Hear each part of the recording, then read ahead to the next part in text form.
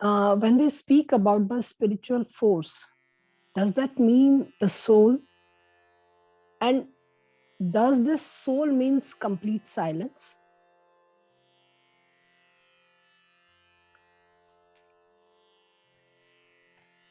Uh, Force is only one of the aspects of the divine, and therefore also one of the aspects of the soul.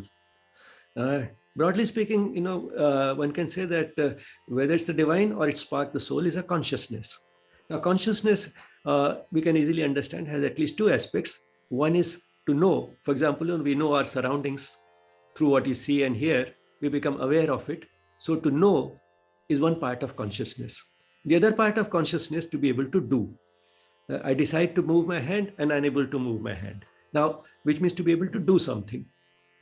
These are the two broad aspects of consciousness. Now, the divine consciousness also has these two major aspects, and the divine consciousness is such that it knows everything and it can do everything. The ability to do everything can be called a force. But then we don't normally use that word force. We call it a power. There's a difference between a power and a force in the sense that a power is a self-aware force.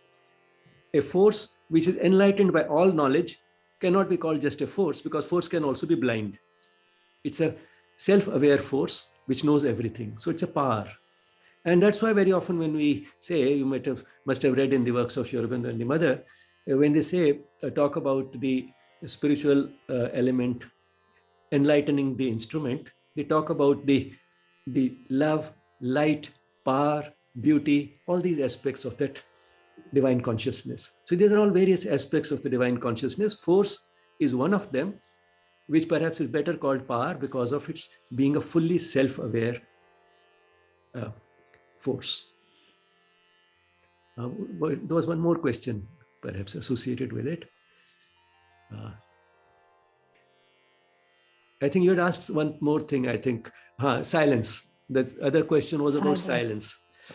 Silence, again can be sometimes misunderstood. Silence only means keeping only what is necessary, getting rid of everything that is unnecessary.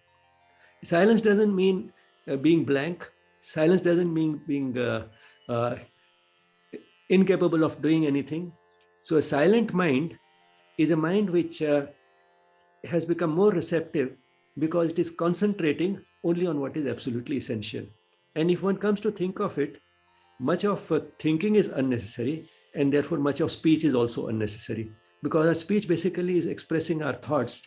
So both are most of the time unnecessary. And that is what the Mother has emphasized in the austerity of speech. She has talked quite at length about austerity of speech, where she says that speaking only as much as is necessary is far more difficult than staying totally silent for a limited period of time.